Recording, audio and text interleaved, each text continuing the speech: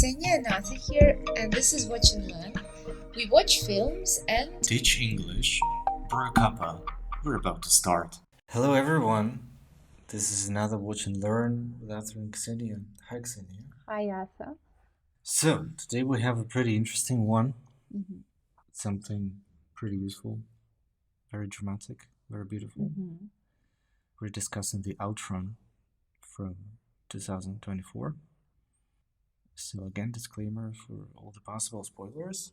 So if you don't want to be spoiled, watch the movie first, as usual. Mm-hmm. What was your impression of the movie when you watched it? I liked it. I liked how the movie mixed the dramatism, the real dramatism, something that you can be a witness of in real life, mixed with certain serenity. I mean, this movie is kind, despite all the negative moments happening there. So I like that. I like this kind of usually in movies, this kind of stuff are in juxtaposition. It's like a conflict going on between like black and white, bad and good. But here it's so mixed, so well mixed together that you're like all the time you feel kind of balanced.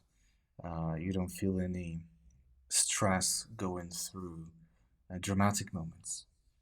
That's what I liked about the movie. And acting, I love Saoirse. She's amazing. Her father, I forgot his name. The dude, the very sad and grim dude from Game of Thrones. Yeah, I've grown to love such movies actually. Mm-hmm. So what about you? I watched it yesterday, and while I was watching, I was like, well, yeah, that's why we actually watch movies. It was beautiful. And the visual part of it, the um, these places in Scotland, the acting, yes. So she's a beautiful woman, and she acts very well, and the music, and you're watching, and you're like, yes, that's why I'm watching it. It was very moving. It was at some moments, very difficult to watch actually, when you see her struggle with her addiction, when you see these very unpleasant moments, moments that make you, that humiliate you, that really make you an animal, worse than an animal actually. So it's hard.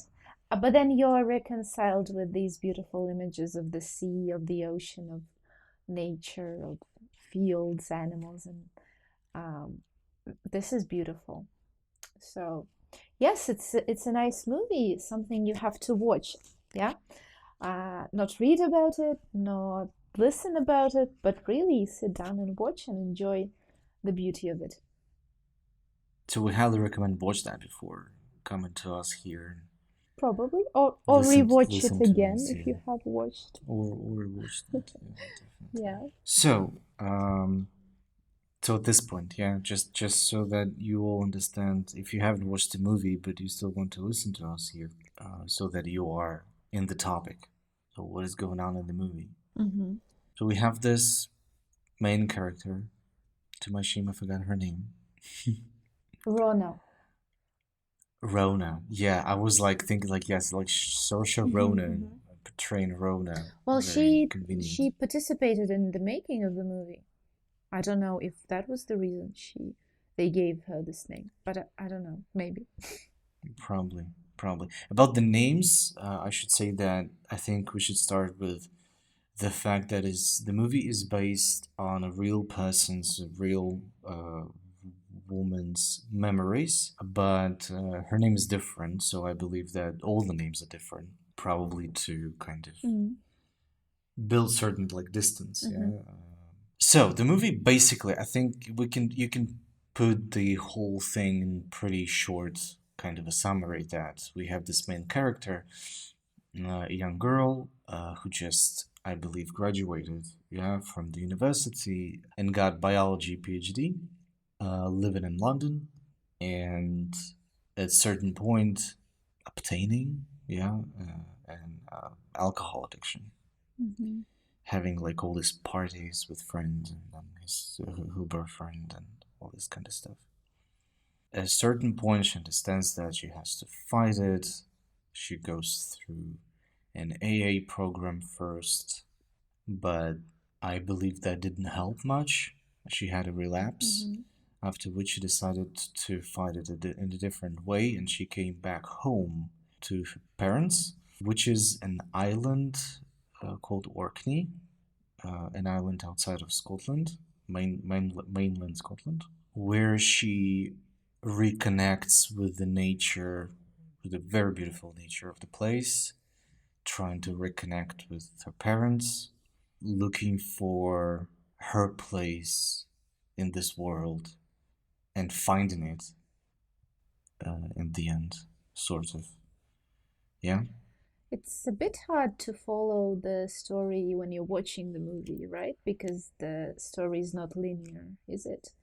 How did you feel watching these parts um, disconnected, like with each other? Honestly, I think I didn't try to kind of restructure the film in my head so that I have like a linear Mm-hmm. development of the story. For me, it was just these flashbacks. I perceived them more as like something she was thinking Mm-hmm. at the Mm-hmm. moment, like something she was remembering. And this kind of stuff, it shouldn't be structurized. Mm-hmm. Yeah, you remember about something that happened 2 years ago, then you remember something about that happened a week ago. So it gives the movie a certain, like a chaotic kind of a vibe, Mm-hmm. but you get used to it pretty quickly and you don't get tired of it because, again, maybe for someone who hasn't watched it yet, that could be a source of advice that don't try to restructurize the. It's not Memento Mm-hmm. by uh, by the guy Christopher Nolan. by the guy Nolan. You don't need to rebuild, reassemble. Yeah, it's memories. It's like feelings. It's something she goes back to in her head, I think. Mm-hmm. And there is a certain like points which just go forward. I mean, Mm-hmm. again, it's not something too complicated. So don't focus on that. Mm-hmm. It doesn't matter really. Mm-hmm. A person is going through healing, and healing is messy. Mm-hmm. Her head is messy, and this is the way to show that. Yeah, I think it's a great way that you show these flashbacks from the childhood, from parties, and then you show other times when it's more difficult. Yeah, this is how you get this feeling how people struggle, how they suffer from that, with having these flashbacks to different periods of time. Remember when she said that she misses alcohol because she only feels happy when she can't be happy when she's sober, or she only feels happy when she's drunk or something. Yeah. So yeah, that's the point. It gives us the feeling, these little bits of a story. Yeah, and like in the better part of her healing process, yeah, we saw her happy only. I believe so. Maybe I'm wrong, but I've got this impression that we heard so happy only while drunk Mm. in her flashbacks, right? Mm-hmm. And then there is only one time when we see her happy, not being drunk, and in the kind of in the main timeline, which is at the end of the movie, Mm-hmm. when she reconnects with at least the nature of the homeland, the visual part, yeah, of the story. Since we're talking about nature here, is very important. So what were your feelings like towards like the visual aspects? Yeah, they also included these little stories that accompanied different scenes of underwater life, or just some scenes from nature. We see different places and things. We hear different stories. We hear some extracts like scientific facts. We also hear some mythical stories, some myths of this land. It does give this feeling of, I'm trying to say that you really feel the difference between her life in London and the partying, and you also have this electronic music, and then there's this huge difference in this world of nature and faraway villages, houses. I think that these images, these natural places, are healing not only to the heroine herself, but for us, because that's how we, when we watch, that's how we feel. Not so horrible from the story itself, right? So it's kind of healing for us. I don't know if I'm making sense. What do you think? Do you agree?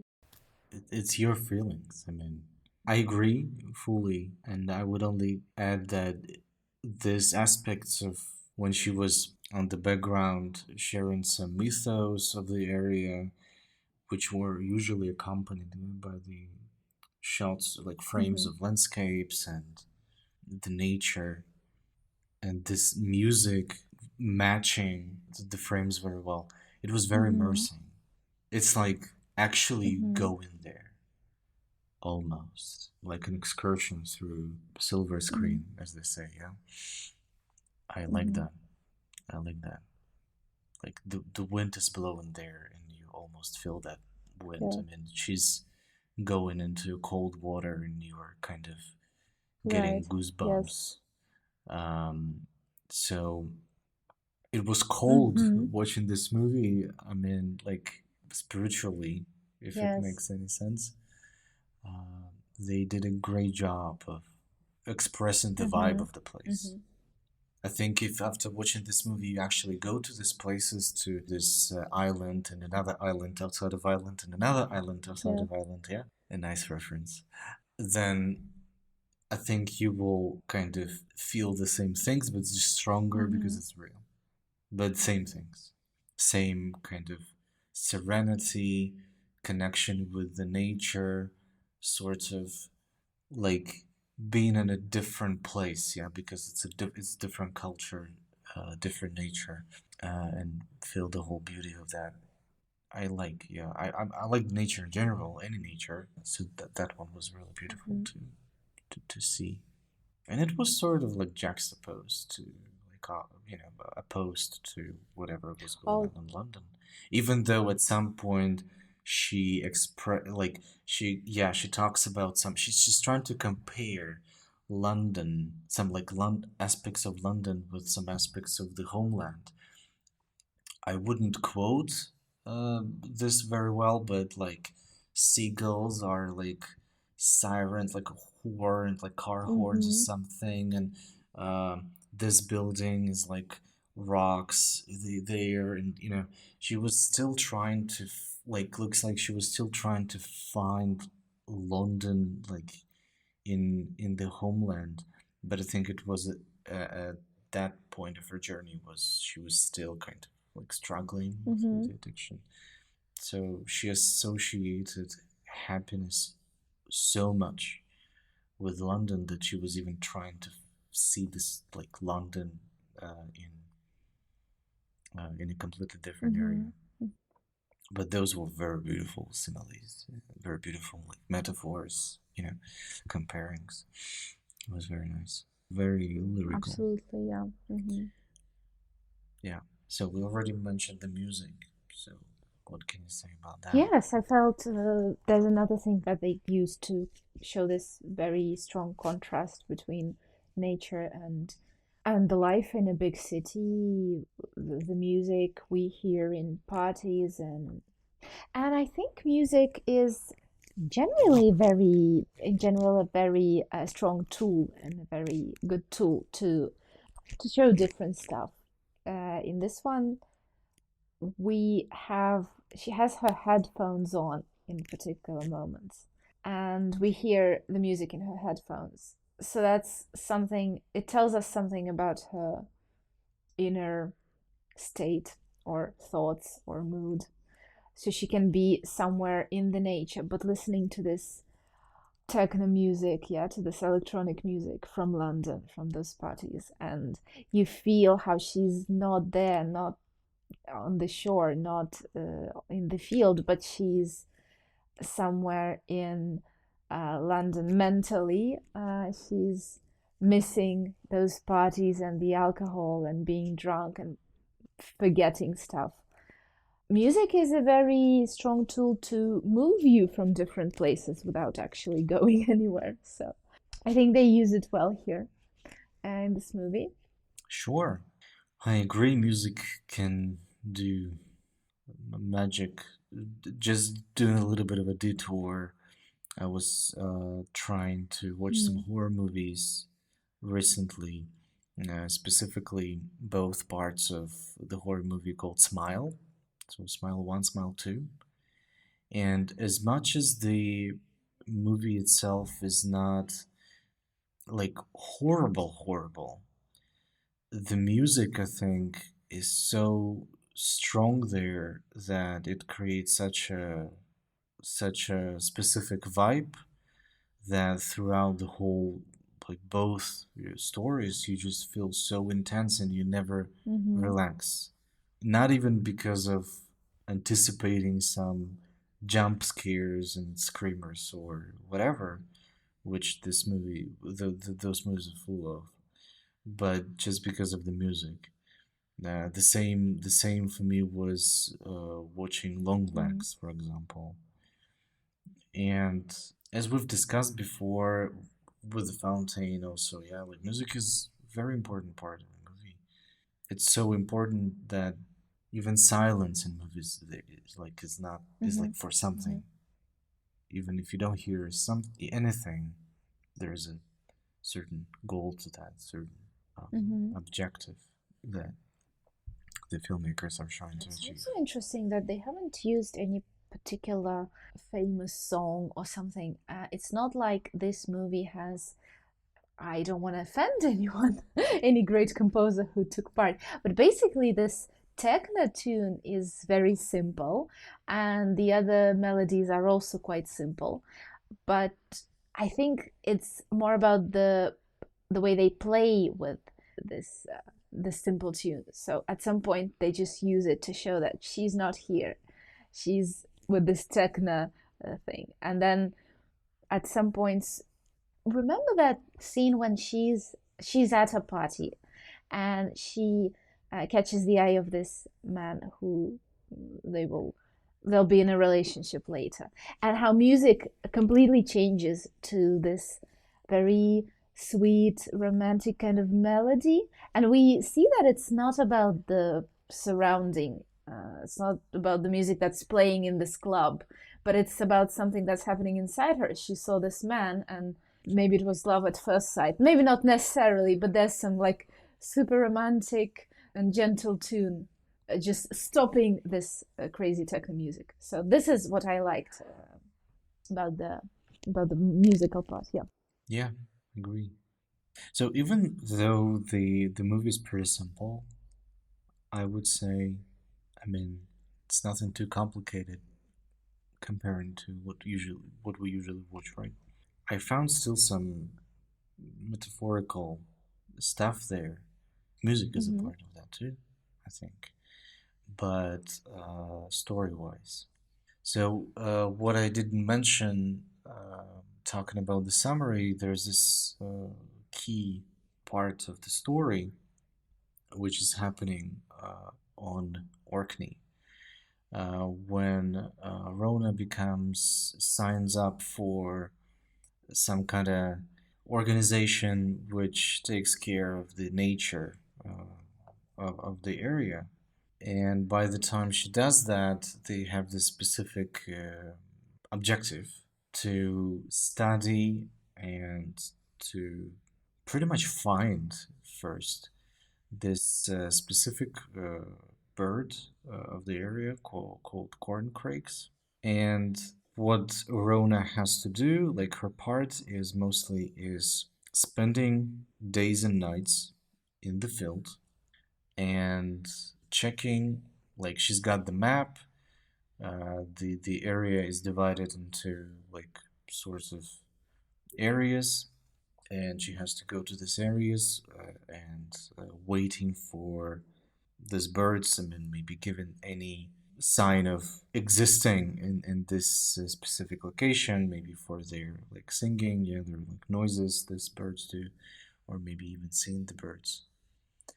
And throughout the most no, but I think I can pretty much say throughout the whole process of that, we see that the like she she never hears them, she never sees them crossing out like this like locations on the map with black marker. So a pretty sad kind of a part, I should say. Yeah, they're trying to find them. They're not finding these birds, like neither her nor anyone else who's involved. But she does at the very end of the movie. This is pretty much the last scene in the movie. She hears a corn crake and Mm-hmm. sees one. And I think metaphorically, it's like this process of looking for these birds is similar to the process that she's going through, fighting with the addiction. That throughout the whole thing, she was relapsing. I think it was a Mm-hmm. couple of times, and these like days without alcohol counter kind of, you know, started again and again, started anew. She was thinking about London all the time. She was, as I mentioned, yes, she was trying to find London even in this like homeland and stuff. And I think what they were trying to say with this last scene is that if, like, you know, having found this bird, having seen this one, so there is hope for this Mm-hmm. bird. So I guess this is sort of a metaphor that there is hope for Mm-hmm. Rona, that everything's gonna be okay. And I think I realized after watching this movie that I like this kind of happy endings when they're not just direct to you, when they don't just show you that, oh, yeah, they kissed, married, and lived forever together. But through this like subtle and maybe for this movie even more important Mm-hmm. details that like yeah, like the practical mission accomplished. They found the bird. There's still hope for this, and it kind of like hints that for her, it's also gonna be okay. I like that move, what they did there. Yeah, I agree. So yeah, Uh, they kind of give uh, the audience the right to decide for themselves to continue thinking about it. And yeah, they hint that it's going to be fine. We have this hope that she can overcome it. And then we decide for ourselves, yeah, we can still think on. It's not like we are told, yeah, she finally did it. On the other hand, it's like part of this whole story as well with addictions, with healing. You can never tell for 100% that it's done, yeah?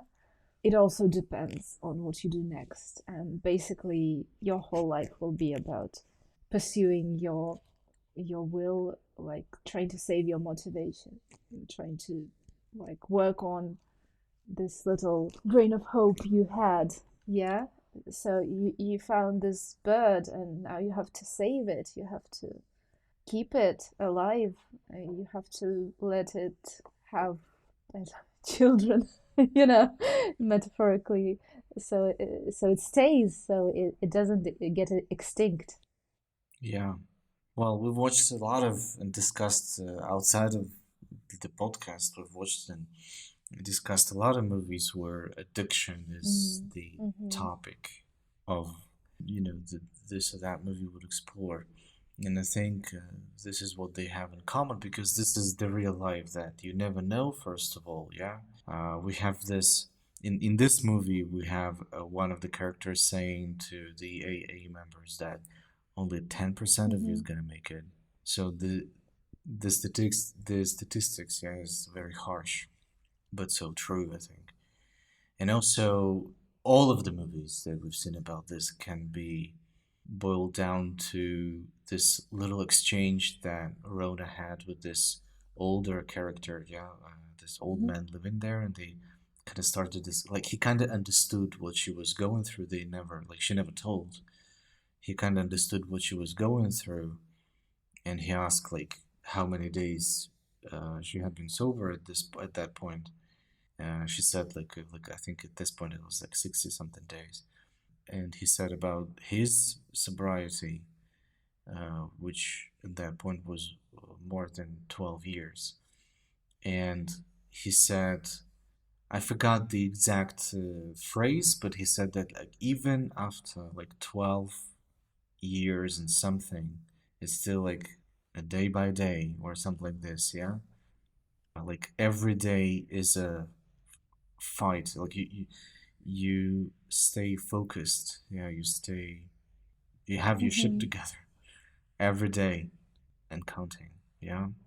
Yeah, so this is what we can learn from all these movies about addiction, that it's like sometimes sometimes it's not enough just for the person to get better, because yeah, they want, like, yeah, they want to, but it's not enough. So support is very important, like to be like, it's this kind of movies are useful for those who maybe are in such a situation that, like, not they are in addiction, but someone close to them is an addict to something.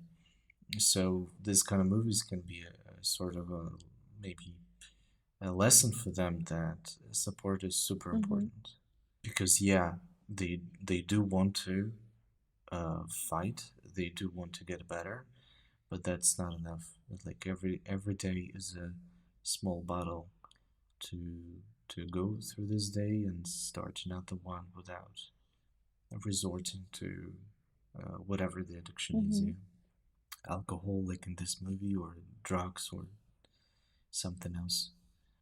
As I've mentioned, I've grown to like these movies a lot because I think they're Mm-hmm. useful. Even if you are not in the situation, nobody you know is not in this situation, but you never know.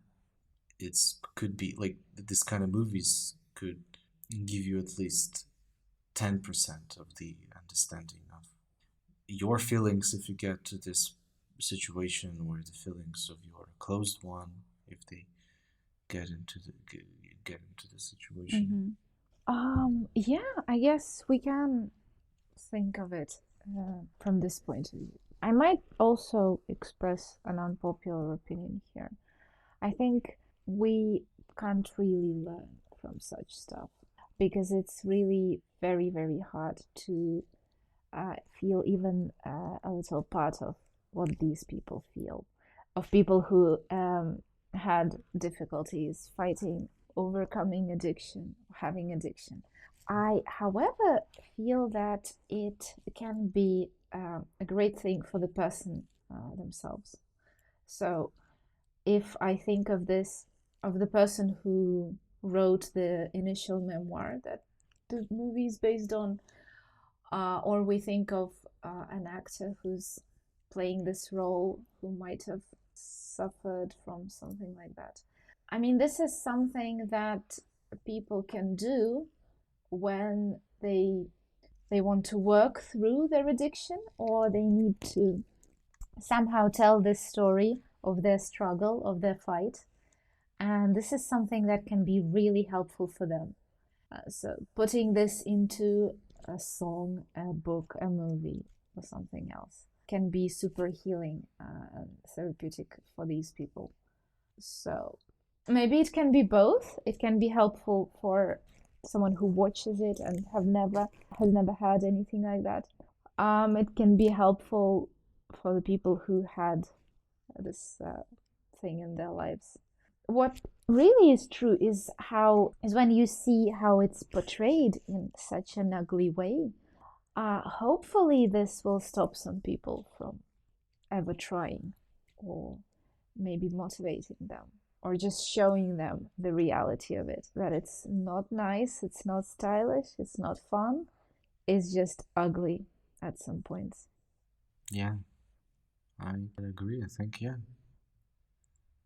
it's a very interesting point. But like at the same time, I have all this kind of cliche commentaries of armchair critics who would say something, but that's a movie. It's just a film. Like the life is different. But I agree with you anyway. Yeah, it's even if even like one movie helps one person, It's totally worth it. Yeah, that's a win. That's a big win. Yeah, definitely. that's a big win. Yeah, talking about the support. In this movie, it's a lot there. Yeah, because I mean, it's a part of the lot, like it's a part of life of people going through this and fighting addictions. So we do have some AA meetings there. She had one in London, and then she even had this little one on Orkney. But I would like to discuss the support that she should have got, first of all, from family, and specifically, it's like this topic always gives me some sort, it's a very specific type of hurt. But the mother of the main character, of Rona, she's a religious person. So I'm not even sure what I want to say here. Maybe don't do that. Like she's not of much help there. It's not shown very clearly, uh, but dialogue-wise, there was this moment when I guess Rona, she needed some money for a ticket back or something like this, and she's talking to father, who will mention later, asking for some money, and he's like, "Did you ask mom?" And she's like, "Well, she offered me to put me into her prayer." I don't understand that really. So you see that your child is suffering. She is expressively an atheist, and you don't do anything else but like pray for your child and keep insisting on this kind of help. I didn't like the mother. She doesn't do anything to hate her, but I didn't like her because I think, well, I'm biased, of course, with my opinions about all this kind of things, but I was kind of feeling that. I mean, Rona was a little bit kind of. She's like, it was like jokingly. She said it kind of jokingly, like yeah. She offered to put me in her prayer. It was not said like like it wasn't pronounced like sadly, or she wasn't trying to like sound sorry or whatever. It was just like yeah, as usual. So I'm not even sure what to ask from you or what to say else. I just don't do that, people. I agree with you. I don't want to offend anyone on one hand. On the other hand, why would people do that if there are many things you can do instead and be helpful? Sometimes, what maybe annoys me most is when people come to religion instead of coming to science, coming to doctors, coming to places where they can really get help or really get information or support or whatever. But they choose this way, and for me, this is just, I don't understand that. The mother was not supportive, and she didn't do what she could have done. Of course, she struggled. We see that a long time before Rona had her situation. Yeah, we're gonna talk about that. But still, I mean, there were other ways. It's not like it's the last resort. And she was not supportive to that even level below zero, that at some point she needed some support from her daughter. If you remember, still, I think that they had this conversation and Rona had to ask some questions and give some supportive conversation. have some supportive conversation with her, asking about the past, which I think we can start talking about. Yeah, Yeah. that. Well, yeah. Can you? Another important character here is her father, and we see that he is important because we see her childhood, how his mental illness affected her, because we see these flashbacks of him having an episode of bipolar disorder, and we see that it affected her. She still remembers that, yeah, and this was part of her trauma. I think it's interesting that they did it this way, that they included this character. I think it's important to show him here with this, like, in this context of having this disorder in a small town, and it excludes him from everything. He doesn't get help, he's struggling, and throughout his life, he is constantly miserable. Yeah, I first thought that maybe he's there to represent the reason Mm. for which Rona is like that. Mm-hmm. I'm not sure about this at this moment. Maybe he was there as a character for maybe something different. Maybe as a medium between Rona and the nature, because father was like so crazy about some um like he had all like different ideas about some projects like startups, Mm-hmm. whatever, which which would even kind of border with unreal ones, like some craziness, because the impression that I got, he's got this like in his head when he's having these episodes, the real nature and the mythos that they got in the area kind of mixed together, Mm-hmm. and his scientific so-called projects are actually a mixture of also, you know, with certain like tint of unreal stuff. And of course you, like a lot of people, consider him like, you know, a little bit of a off, you know, Mm-hmm. like not all of the people are at home kind of a situation. Or like this phrase that I heard, that the light on the porch is on but nobody's in, Mm-hmm. something like Mm-hmm. that. Mm-hmm. It's not explored a lot about how people in smaller settlements or in like in remote places, what kind of attitude they have to these people. Maybe because it's not that like important in the movie, but I think a lack of communal support. Mm-hmm. Rona had to be strong. Probably. I mean, we don't see that part of of their life between her like early childhood as we see her in the movie and the university. She had, you know, she still had to live with him, right? I mean, even being like a teenager and something. So probably this kind of life with this kind of father, she had to grow to become a pretty strong woman. Yeah, mother is like fully in religion, which is not of any practical help. They got divorced at some point, you know, there. So that kind of makes the situation even more difficult to handle for a child, and I think for her and for him too, of course, for the parents.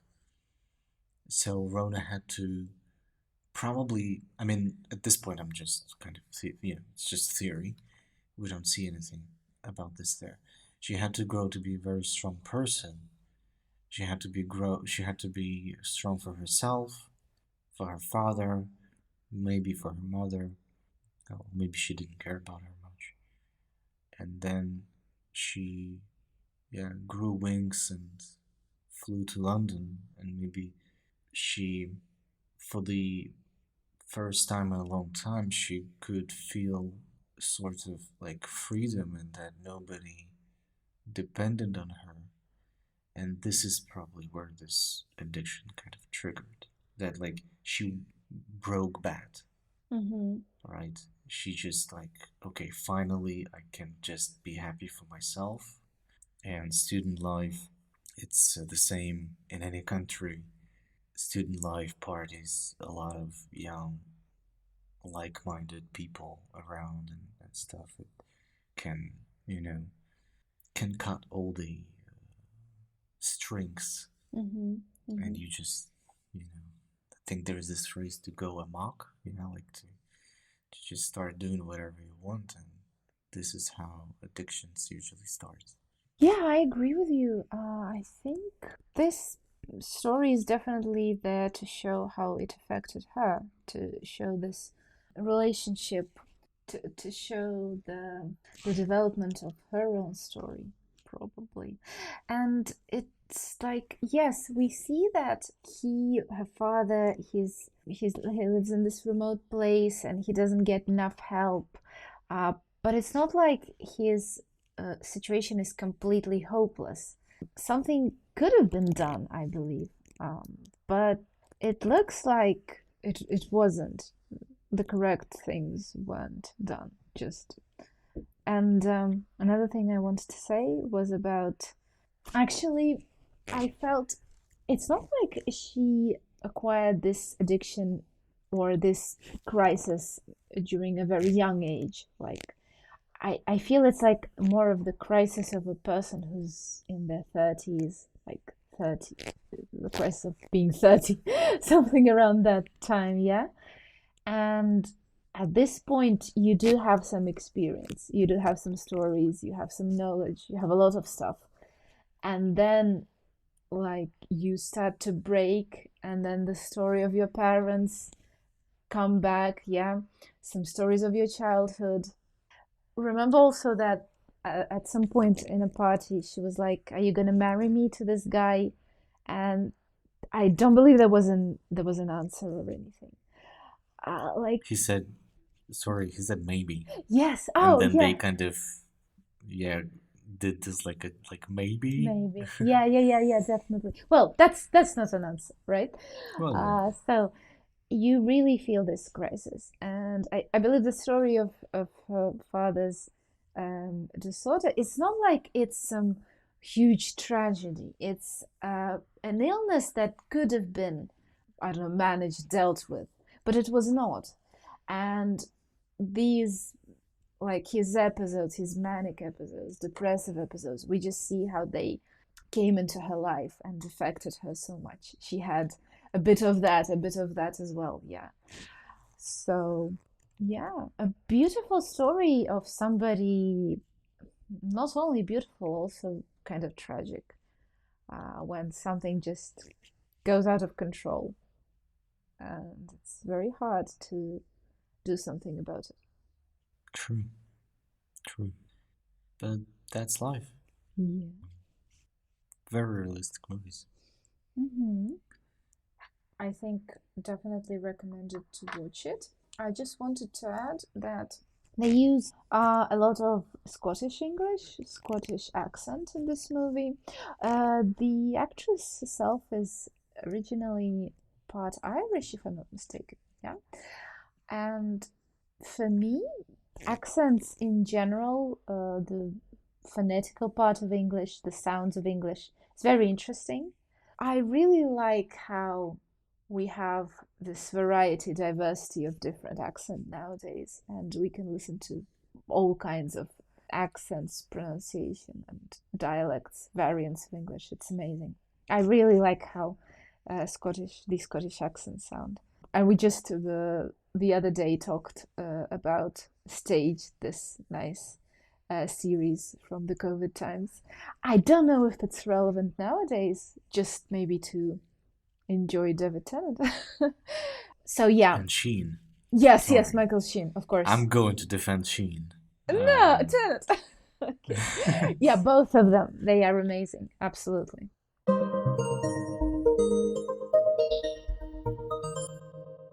So yeah, what about the Learn? part of our podcast. Why should we watch this if we want to improve our English? What do you think? Well, yeah, the accents. I mean, if you need uh, English for work, for learning, you should keep in mind that teachers are different, Mm-hmm. materials are different, video materials are different.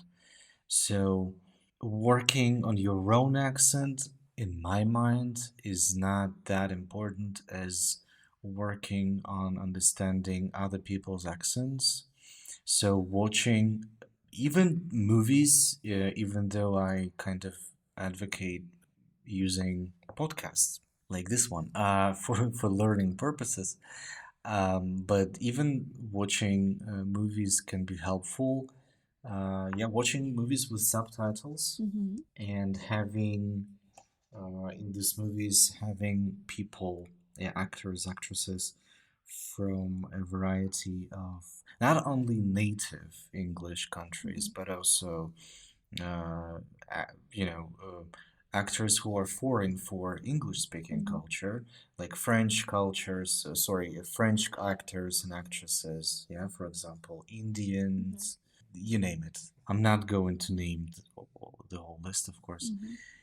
Here, it's very important because again, at some point, let me repeat myself. If you need English for some practical purposes for work or for uh, learning, you never know. You may come across some a person that you have to work with, or some material that you have to learn from, which is going to be in a specific, not fully intelligible accent. Mm-hmm.